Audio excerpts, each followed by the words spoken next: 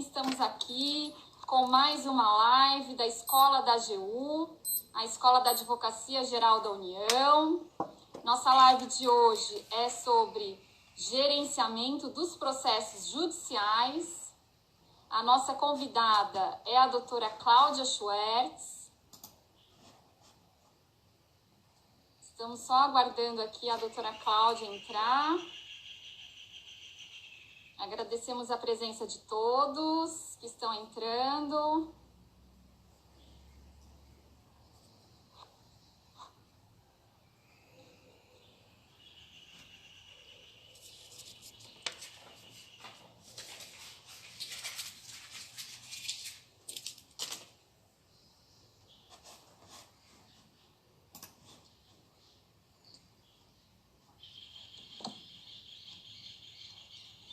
Vamos lá, aguardar a doutora Cláudia.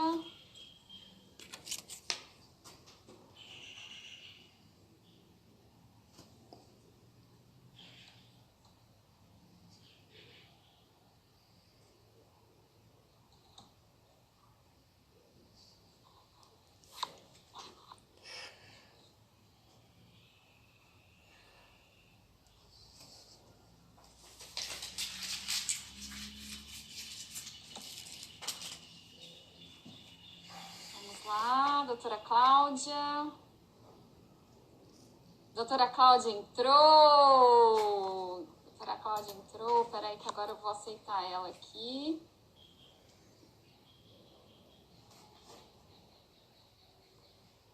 Peraí, que aqui tem hora que não funciona o negócio. Eu...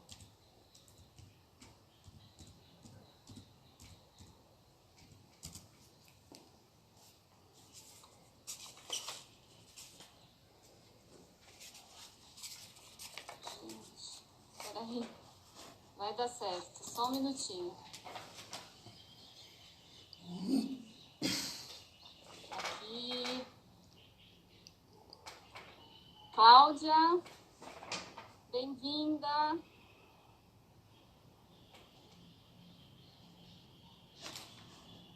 doutora Cláudia está entrando.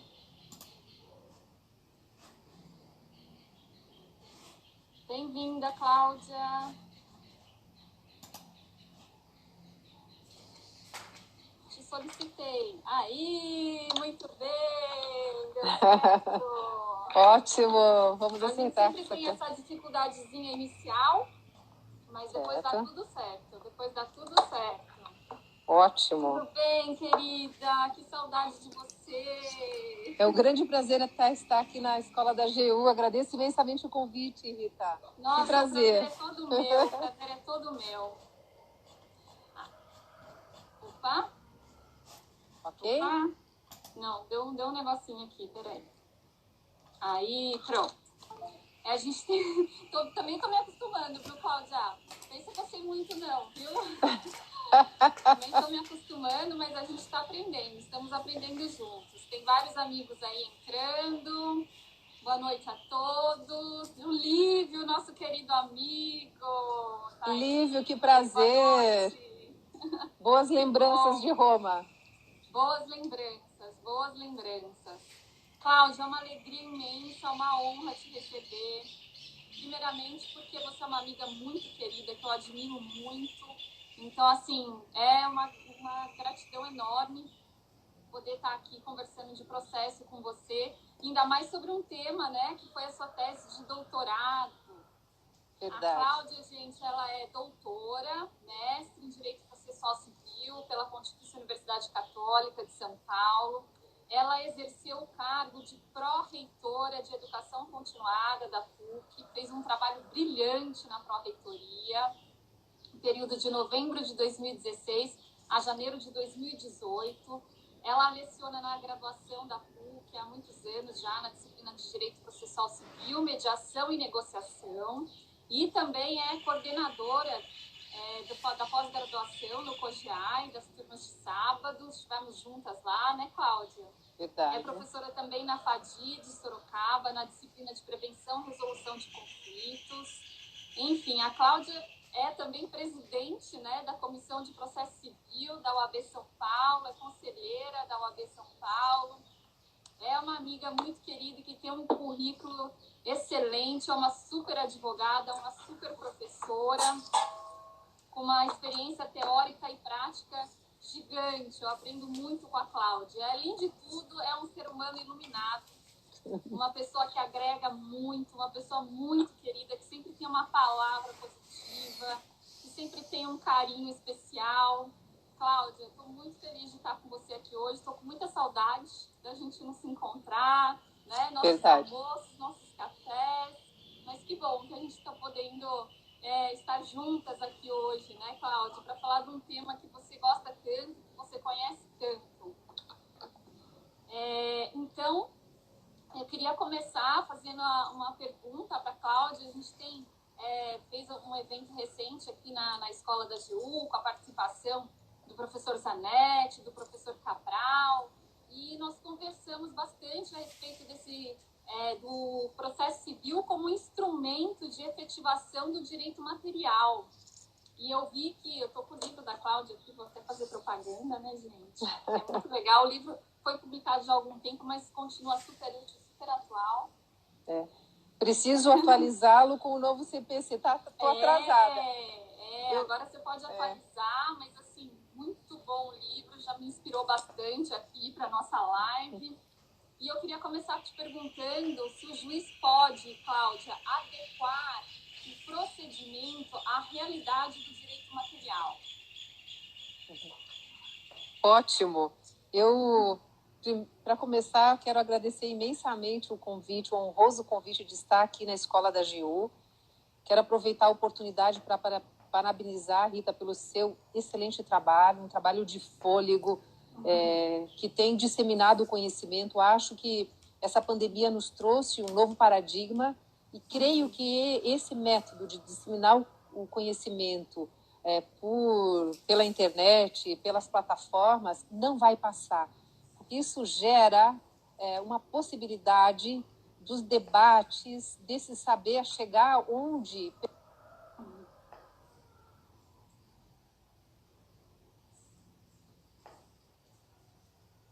Voltei. Muita dificuldade de acessar esse debate, essas palestras. E também quero parabenizar especialmente você pelos temas que tem trazido, tão variados, tão úteis para toda a advocacia, não restrita a uma disciplina ou outra, a um debate ou outro. Parabéns, eu me sinto muito honrada com esse convite e quero dizer que eu estou com muita saudade realmente da gente se encontrar, de fazer, Rita, os debates pessoalmente, não é? Oportunidade também da gente se rever. Uma amiga muito querida e que me honra, que, na verdade, é uma pessoa que inspira. A Rita é uma pessoa que inspira pela sua força. Eu digo que a Rita, ela tem a força da natureza. É quando ela começa a fazer um trabalho com um evento, ninguém segura. E acontece muito rápido. É uma honra estar aqui. Muito obrigada. E esse tema realmente me é muito caro. Esse livro é a publicação comercial da minha tese de doutorado, não é? Teve algumas alterações. Eu preciso, confesso, republicá-lo, atualizando com o novo CPC. Mas a sua pergunta, se o juiz, então, pode adequar o procedimento, merece talvez a gente fazer uma pequena introdução nesse tema. Ele pode... O que o Código diz? O que o Código diz a respeito do assunto?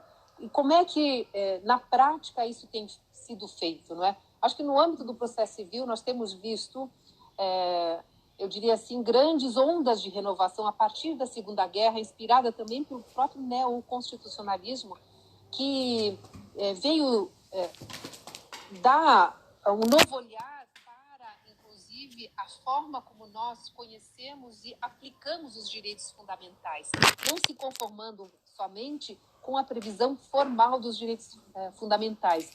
E a partir dos anos 60, o Mauro Capelletti e o Brian Garth assinalaram, então, a partir de um livro, reconhecendo que esses valores chegaram no direito processual civil por meio, então, dessas ondas renovatórias, especialmente nos países ocidentais. A primeira grande onda renovatória diz respeito à superação da dificuldade do jurisdicionado acessar o processo diante das custas processuais, também da dificuldade até mesmo de contratar advogado.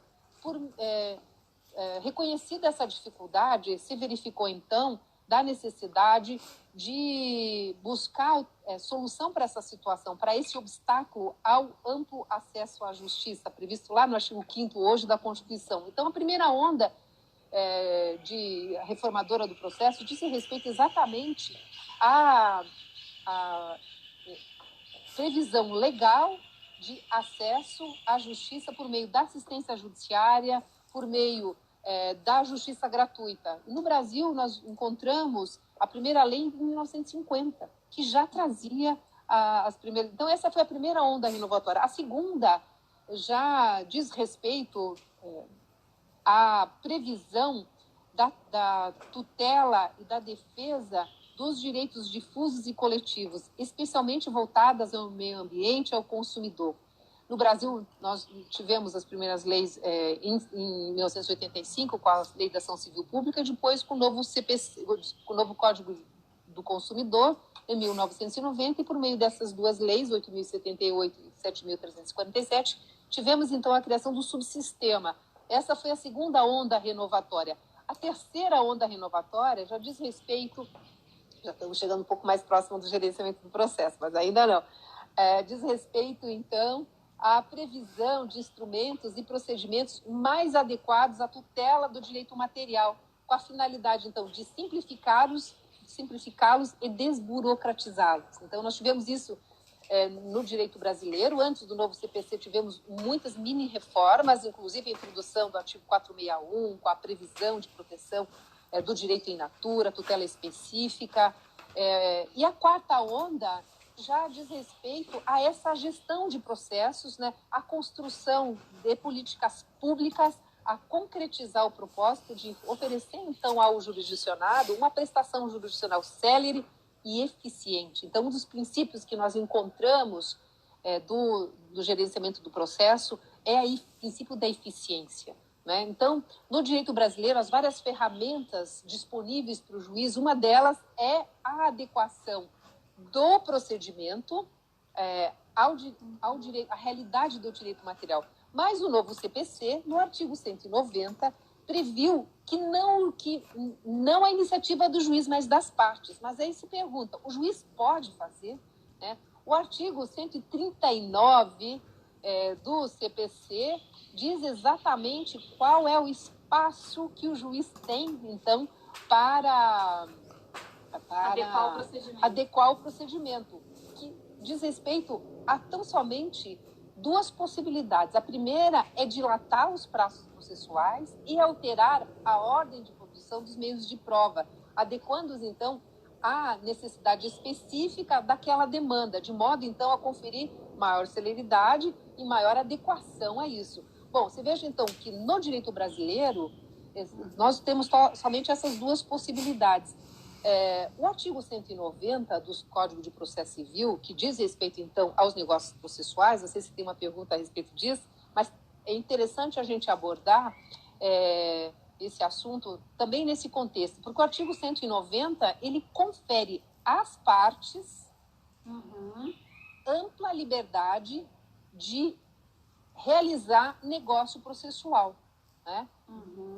E essa possibilidade, ela não é uma possibilidade restrita, permite que os entes públicos os façam, permite que, inclusive, naquelas demandas que tratam do direito indisponível, como, por exemplo, o direito de família, se faça também negócio processual, que é justamente a possibilidade das partes plenamente capazes, né? Mas também quando diz respeito ao menor, como investigação de paternidade, que é um direito indisponível de menor, se aquela alteração processual conferir maior eficiência e utilidade ao processo, ao ato processual, se admite, não é? Se admite. Então, o que as partes podem fazer no processo? Podem, então, alterar o procedimento, justamente para adequá-lo, para ajustá-lo às peculiaridades do direito material, né? E convencionar sobre o agir processual, sobre o ônus, sobre poderes, sobre faculdades, sobre os deveres processuais, antes e durante o processo. Não é? Então, você traz dois pontos importantes aqui, né, Cláudia? Primeiro, a possibilidade do juiz adequar o procedimento. Você até mencionou aqui o artigo 139. Isso. E depois, a possibilidade das partes adequarem o procedimento por meio do negócio jurídico processual previsto lá no 190. Exatamente. E o ordenamento jurídico processual confere ao juiz um espaço limitado para essa adequação. Mas, na minha opinião, diante da situação atual, o juiz ele pode propor às partes uma simplificação. Em relação à possibilidade que o Código oferece, ele pode decidir justificando. Mas, diante de outras situações, o juiz pode também, especificamente, propor às partes. Por exemplo, não é? Vamos pegar um exemplo de investigação de paternidade. O juiz, ao invés de determinar somente a citação, ele pode trazer numa audiência e sugerir às partes, ao invés de contestar, realizar um exame de DNA.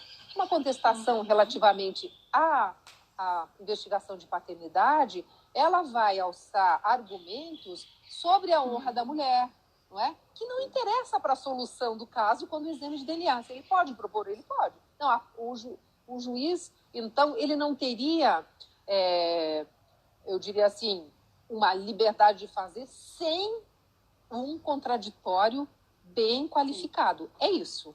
Não é? Mas que o juiz não poderia propor a adequação do procedimento independentemente da vontade das partes. Né? Ele tem que ter a anuência das partes. É essa a sua visão, né? Exatamente.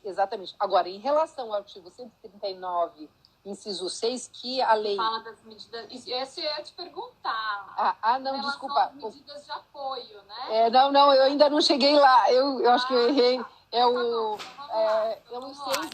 6 fala... Não. É a alegria de estar aqui, a vontade de debater, não é? Porque tem, por exemplo, o negócio jurídico processual, as partes podem convencionar, né, entre elas, independentemente do juiz. Né? O juiz, na verdade, ele não participa do negócio processual, a não ser que seja calendarização, saneamento, compartilhado, enfim. Mas, via de regra, né, ele só acompanha para ver se não tem nada que vai infringir a lei, que vai ser, né, prejudicar alguma das partes. Ele fica só na fiscalização do negócio, mas o negócio é feito entre as partes. Agora, o 139, ele já traz uma possibilidade mais ampla do juiz mesmo gerenciar o processo, o juiz adequar o procedimento, né? Isso que a gente também queria falar aqui, porque muita gente tem falado da possibilidade das partes gerenciar o processo, mas não falam dessa parte aí do juiz também fazer esse gerenciamento do processo, de adequar o procedimento ao direito material. Verdade. O juiz, ele, embora a lei estabeleça esse espaço mais restrito quanto à dilatação do prazo e alteração da ordem, o juiz pode, sem dúvida, propor e mesmo determinar algumas alterações desde que assegurem às partes igualdade, paridade de armas, são princípios e objetivos fundamentais. O juiz, ele pode fazer, é ele o presidente do procedimento, ele não é titular do direito material, mas o procedimento que trouxer maior eficiência e economia, respeitado o devido processo legal, sem dúvida. Portanto, ele pode sim fazer essa adequação, não é? Embora a lei ela tenha uma previsão tímida contra o juiz, mas dentro do contexto geral, numa interpretação sistemática, é possível, não é? Então, ele vai poder conferir um tratamento adequado, considerando a própria natureza do direito material, em discussão a sua complexidade e até flexibilizar o procedimento, desde que isso não traga às partes nenhum tipo de surpresa, não é?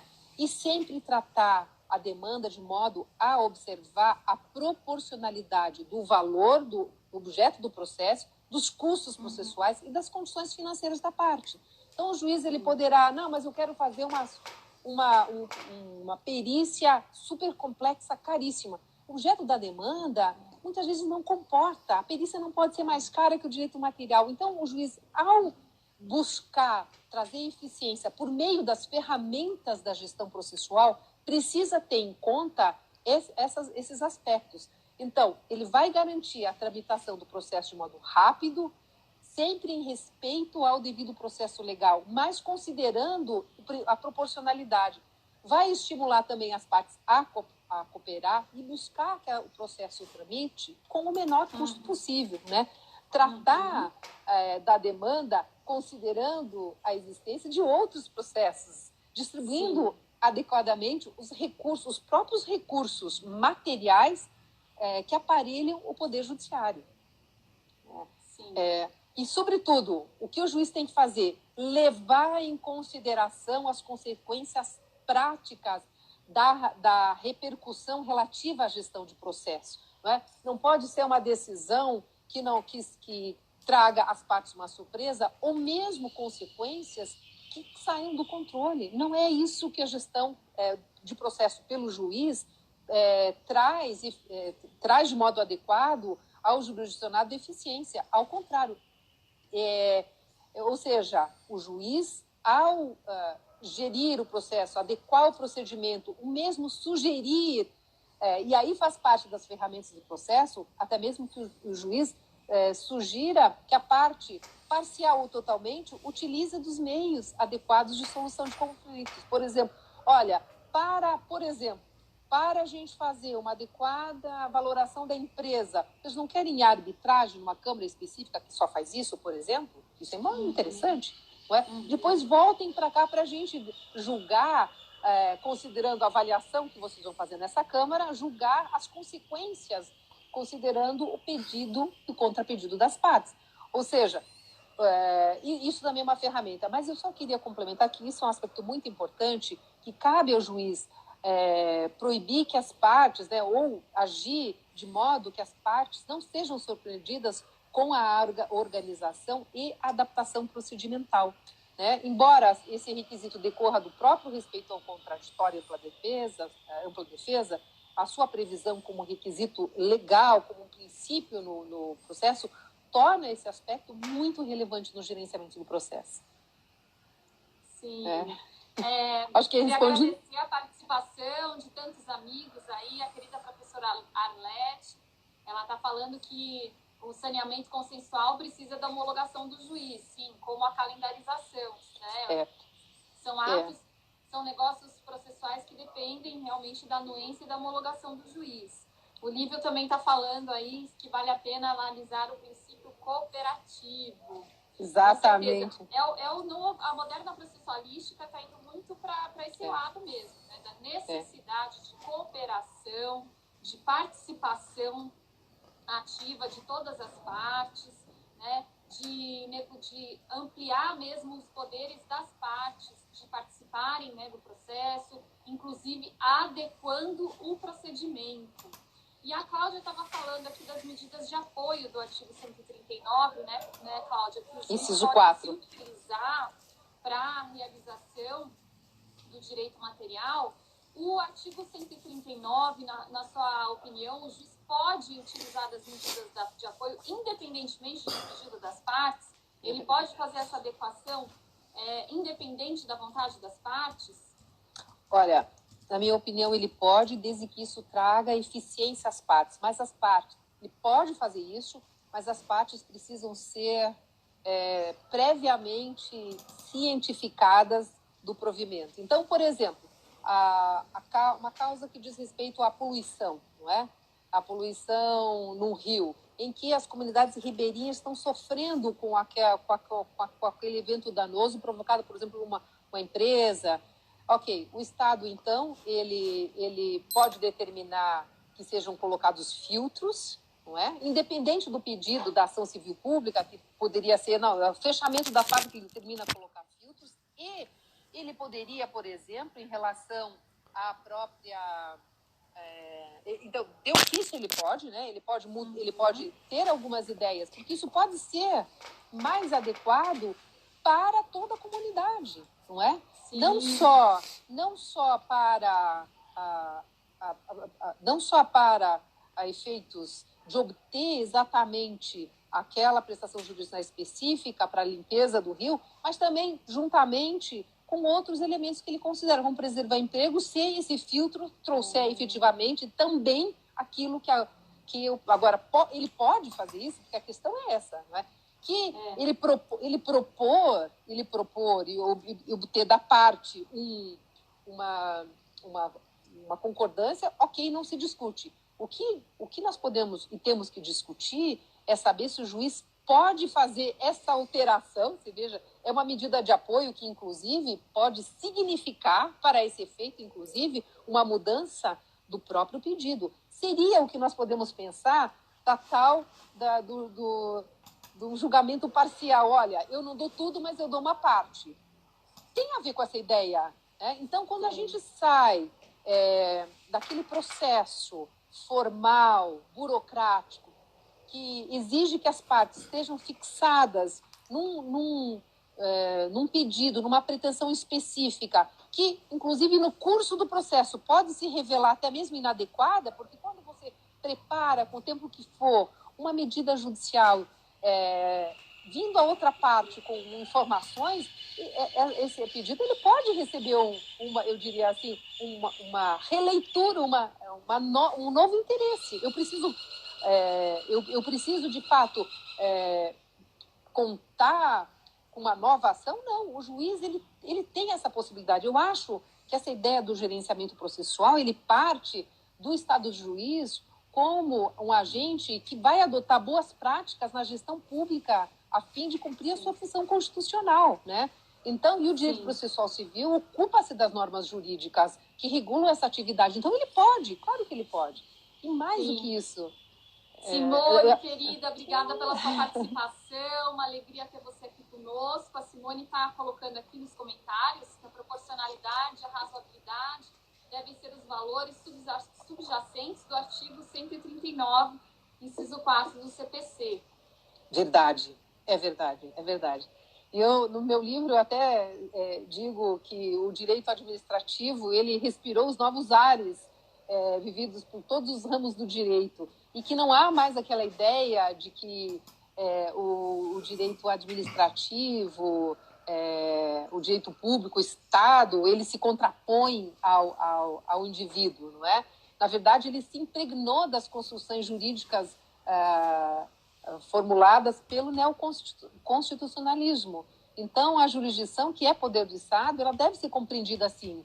E, sem dúvida, esse princípio, muito bem colocado pela Simone, o princípio da cooperação, da proporcionalidade, eu diria, da razoabilidade. Tudo tem que ser razoável. Agora, a parte, ela não tem nem razão para se insurgir contra medidas que podem trazer eficiência e celeridade à solução, salvo se ela quiser procrastinar o processo, não é? Então, veja, isso não são medidas que dizem respeito ao direito material, mas a forma de satisfazer, de lidar com o direito material de forma mais eficiente.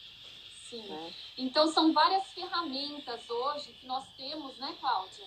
Exatamente. Para o gerenciamento dos processos judiciais.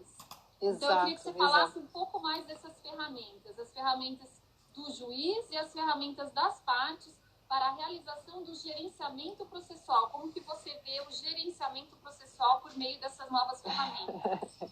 Eu acho que, em relação às partes, a previsão expressa, introduzida pelo novo CPC, é do negócio processual, não é? Nós, naturalmente, não é uma grande novidade, nós já tínhamos isso. Agora, a adequação também, adequação ao processo, ele vai tramitando conforme a reação de um e outro. Se houver, por exemplo, uma contestação, eu tenho direito com documentos, eu tenho direito à réplica. Se tiver ou seja, o processo ele não tem um caminho único. O que nós temos hoje, por meio do artigo 190, é a possibilidade, inclusive, que as partes fazem aqui um trade-off, né? Olha, instituição financeira, eu vou te dar um desconto significativo nos juros se você, por meio de um acordo, renunciar ao direito de recurso, não é? Ou então, o direito de recurso.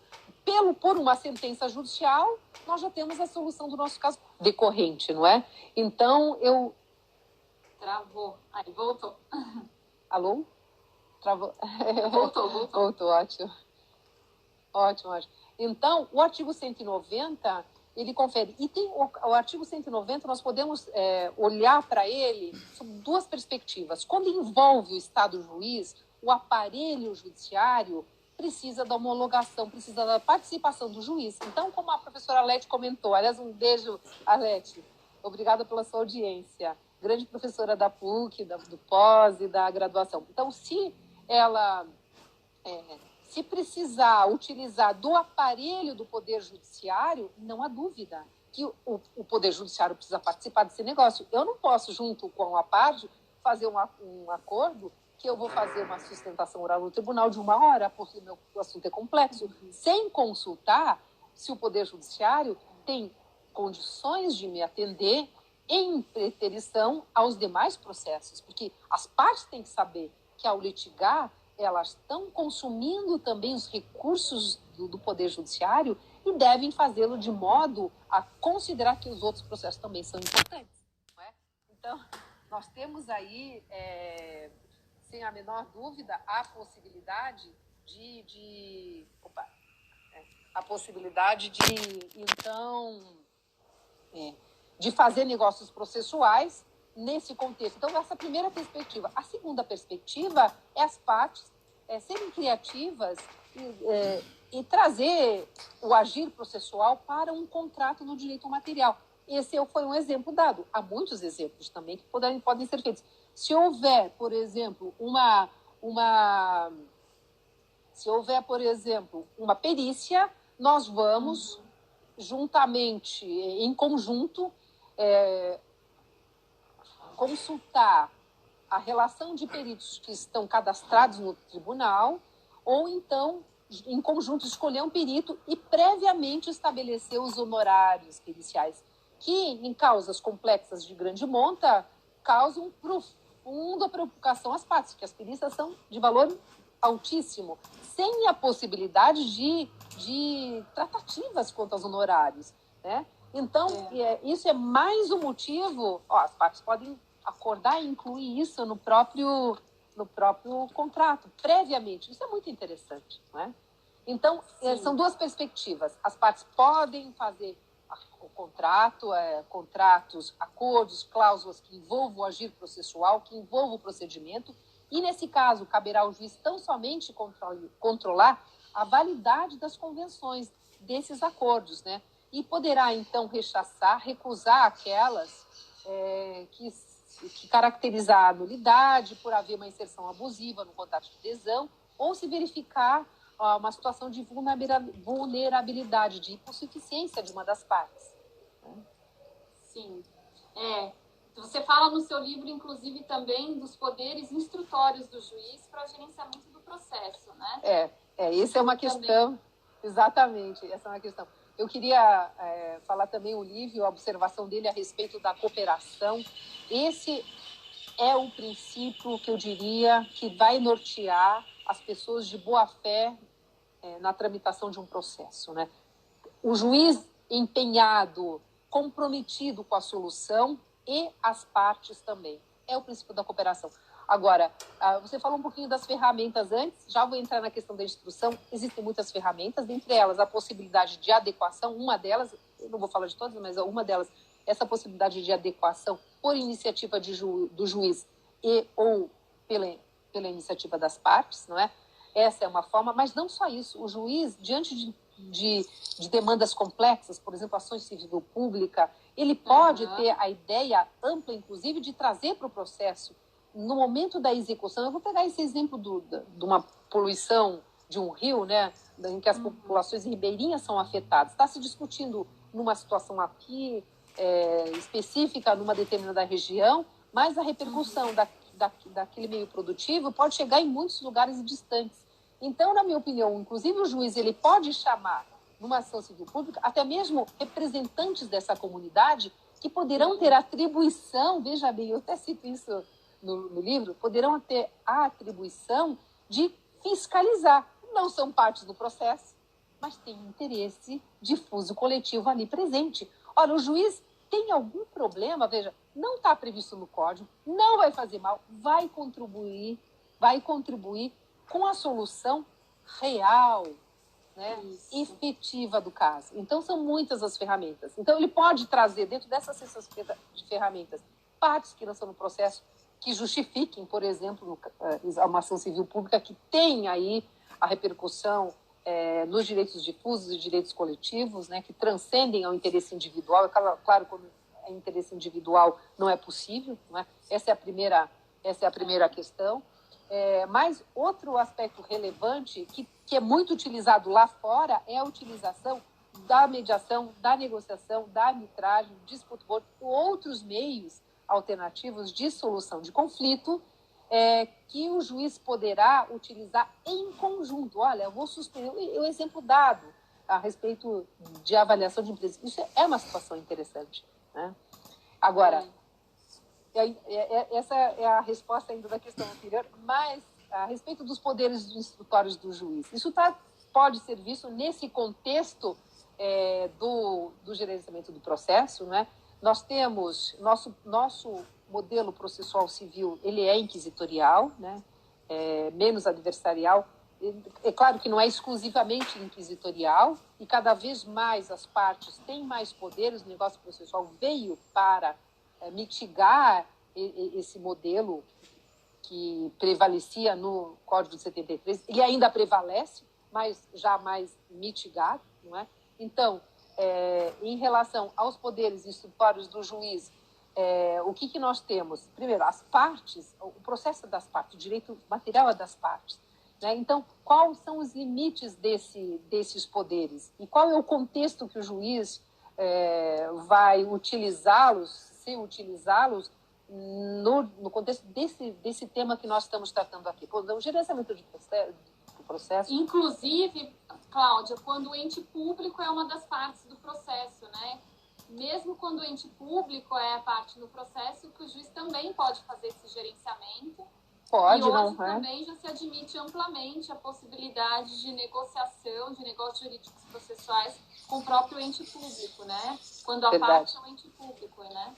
Até mesmo transação tributária, não? Até mesmo transação tributária. Negócios jurídicos processuais também no âmbito da execução, né? Exatamente. Então, temas que eram tabu vieram para a pauta do dia a dia hoje, do jurisdicionado desses ramos do direito, o direito tributário, o direito administrativo, ou seja, há o princípio da cooperação presente, estimulando as partes a dialogarem para encontrar a melhor solução, sem descurar dos princípios que norteiam todo o ato administrativo, que é da transparência, que é da isonomia.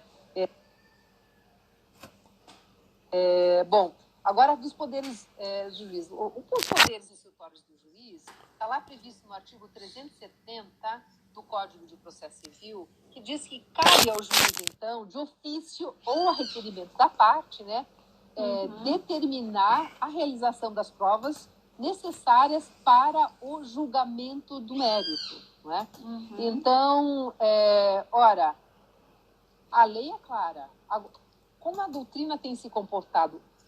Bom, nós temos uma corrente aí, eu diria, capitaneada pelo William Ferreira, que trata disso. Ele defende a ampla liberdade do juiz determinar a produção de provas, uma vez que o juiz, as provas são dirigidas ao juiz para o seu convencimento. Então, teria ele esse interesse de realizar toda a prova que ele entender necessário, não é? Há essa corrente, há também uma outra linha mais, eu diria assim, mais conservadora, mas eu diria mais equilibrada, que diz, olha, cabe ao juiz sim, mas desde que tenha algum direito social, um direito público em questão. Por que o juiz vai advogar para a parte, não é? Então, e aí quando há direito patrimonial envolvido exclusivamente, não é, entre as partes, sem repercussão a terceiros, há quem defenda, por exemplo, que a professora Elizabeth, que é a esposa do professor João Batista, né, ela diz, olha, há uma restrição. As partes, tem um artigo interessante, as partes devem buscar a solução do seu processo por meio da produção probatória, fazendo pedidos. O juiz não tem essa liberdade toda porque depende do direito que está em discussão.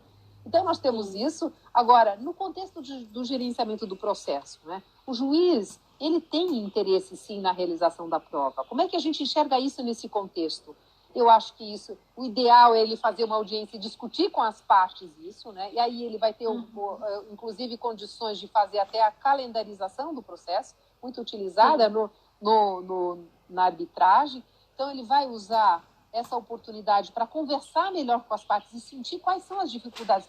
Ele poderia fazer isso. O juiz tem muitas possibilidades. Essa audiência que o juiz especificamente faz para sanear o processo e até mesmo organizar este processo para as próximas fases é muito eficaz. Depende, nós não temos ainda a cultura de fazer isso, mas ele é muito eficaz, seria muito adequado que nós tivéssemos mais experiências nesse sentido. E, neste momento, ele vai tratar também da produção probatória. Então, ao invés de ele impor, mesmo em assuntos que tratam exclusivamente de direito patrimônio disponível, ele poderá tratar disso, né? Quais são as dificuldades das partes promoverem as provas, considerando que isso é em favor delas e da solução do processo, né? Então, o juiz tem essa possibilidade. Uma das ferramentas é a própria audiência no saneamento compartilhado que se faz, né? Pouco, porque nós temos uma dificuldade de agenda. Eu acho que é muito mais a cultura que nós temos de não fazer isso. Nós temos, eu diria assim, o maior número de decisões sobre o saneamento do processo é aquela feita em gabinete. Não é? O juiz diga às partes as provas que pretendem produzir. É esse o mecanismo. E as partes justificando-as. E assim vai, o vem e vai do processo. Marca uma audiência, hora é para começar, hora é para terminar. Discute com as partes quais são os temas probatórios, quais são os temas controvertidos. Calendariza isso. Né?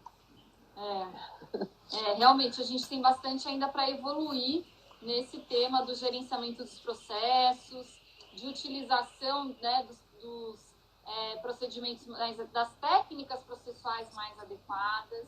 Hoje existe essa liberdade também, né, Cláudia, de o juiz utilizar todo o sistema jurídico para atender aquele direito material, né? Ele não precisa hoje seguir um procedimento rígido, né? Então, Verdade. ele pode utilizar as técnicas processuais que sejam mais adequadas para solucionar aquele caso concreto. Você falou de processos coletivos, tem estudos muito interessantes publicados aí na revista de processo, do professor Zanetti, do professor Cabral, falando isso, especialmente nos processos coletivos, né? Exato. Que o juiz deve procurar utilizar as técnicas processuais que sejam mais adequadas para atender aquele direito material, com a participação da população atingida, inclusive. Deve chamar todo mundo, ampliar o diálogo, né? Fazer um diálogo interinstitucional, né? Fazer um diálogo com os membros do poder público, com os membros do Ministério Público, com as partes envolvidas, né? Não só, como diz o Zanetti, não só por meio da audiência pública, né? Que a audiência pública também seria, agora nesse período de pandemia, que tudo virou virtual, porque uma grande dificuldade da audiência pública também é de participação, né? Verdade. Hoje, se elas forem realizadas virtualmente, eu acho que amplia muito a possibilidade de participação, por exemplo. O acesso, né? Claro. O acesso, exatamente. Então, assim, hoje, dependendo da questão, se a solução não for feita dessa forma, não vai pacificar, né? Não vai trazer a melhor solução, a solução mais adequada. Então, é em prol da efetividade mesmo, é em prol de encontrar a solução mais adequada ao caso concreto, né? De atender melhor a sociedade, inclusive, né? Que é uma responsabilidade hoje, não só do juiz, mas dos próprios advogados, das partes, né? De ter essa responsabilidade também na construção da melhor solução para o litígio. Né? Alguns litígios são resolvidos por meio da mediação, da conciliação, você que é uma grande especialista no tema, né? Mas, às vezes, a mediação e a conciliação não resolvem tudo. Não resolve, não é para tudo, exatamente. Não é para tudo, né? Não é, às vezes, um remédio adequado para todos os males, vamos dizer assim. É muito importante ampliar a utilização da mediação e da conciliação. Eu acredito que tem um potencial enorme de, pelo menos, fazer com que as partes reflitam com mais profundidade a respeito do litígio, né? Isso a gente... Na escola a gente teve a oportunidade de participar de tantos eventos, eu vi tantas pessoas que são tão estudiosas nessa área de mediação, de conciliação, de negociação, que muitas vezes não se resolve, né, o conflito através da mediação, da conversa, da negociação, mas amadurece o conflito, né, as partes se amadurecem, um consegue entender melhor o lado do outro, né? E transforma, você não encontra a solução, mas você transforma. E aí as partes entram para o processo judicial mais preparadas também para a cooperação, como o Lívio falou, para tornar aquele procedimento mais adequado, né? Para atuarem mais ativamente na construção da solução, porque ninguém melhor do que as partes para explicar, né, para o juiz onde que estão ali os pontos controvertidos, né? O que é, onde que o juiz precisa realmente atuar como imparcial, né? Para decidir, mas as partes participando da construção daquela solução, né? Quanto mais complexo o litígio, mais importante é essa participação das partes ampliada, né? Esse contraditório aí com nova roupagem, né? Verdade. Essa qualificado, né? Procedimental, temos que amadurecer para esse lado, né? A atuação, hoje com a tecnologia, né? Com essas peças processuais aí, que é muito fácil você achar uma jurisprudência, é muito fácil você achar uma doutrina para copiar e colar na sua peça processual. O advogado, ele tem que ir além, né, Cláudia? Ele não pode ficar só naquele copia e cola, ele tem que olhar para o conflito, para aquele litígio, e atuar de forma mais proativa, né, de forma mais profunda, trazendo mesmo quais são, né, as dificuldades encontradas, as peculiaridades daquele caso concreto, e utilizar todas as técnicas processuais.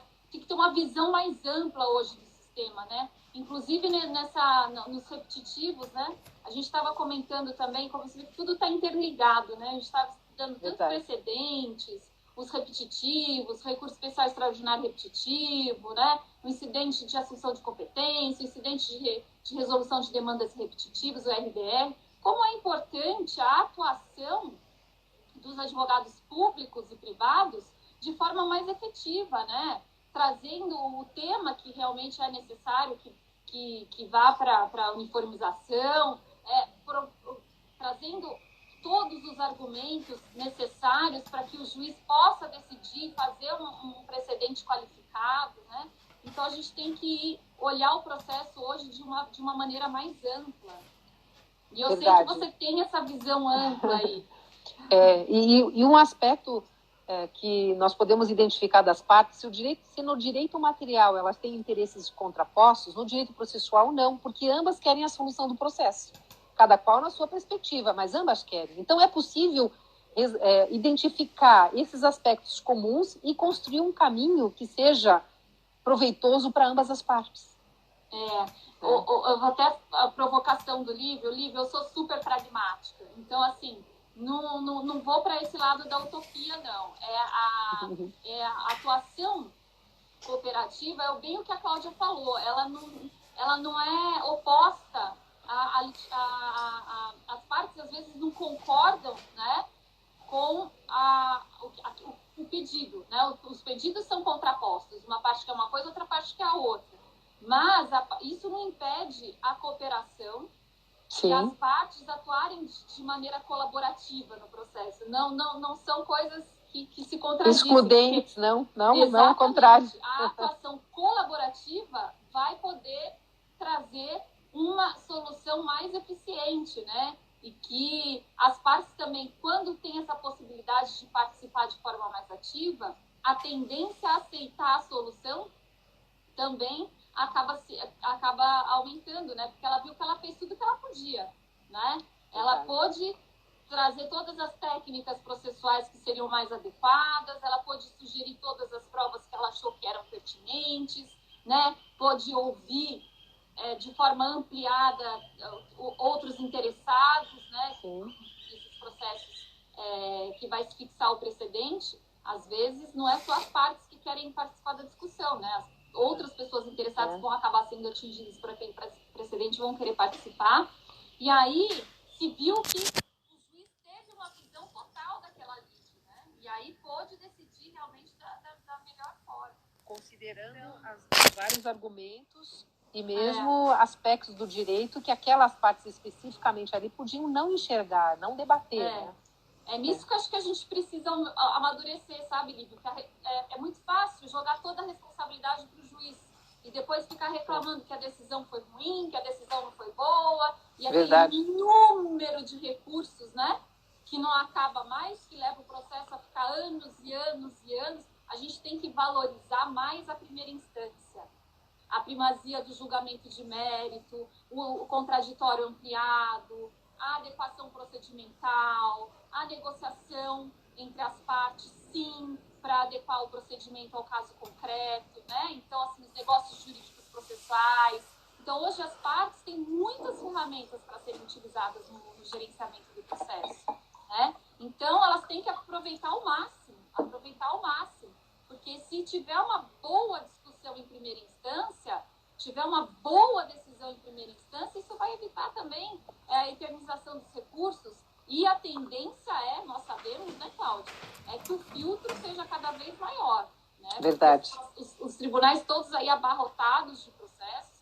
Então, a ideia é de que o filtro seja cada vez maior. A gente já vê isso nos tribunais superiores. Mas a ideia, né, é o único jeito. Como que nós vamos diminuir o número de processos? Como nós vamos diminuir o congestionamento? Trabalhando de forma mais qualificada, sem dúvida nenhuma. Né? E em conjunto.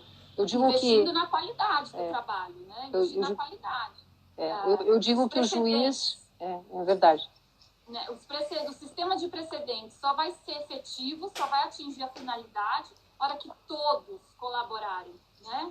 Todos os operadores do direito, para que sejam realmente criados precedentes qualificados e que não mudem, né, depois. Que os precedentes sejam estáveis, que sejam estáveis, uniformes e tragam a segurança jurídica, né? Tragam a segurança jurídica. Cláudia, o nosso tempo já está acabando, você acredita? Passou muito rápido. Mas olha, eu acho eu queria uma hora, agradecer imensamente sua presença.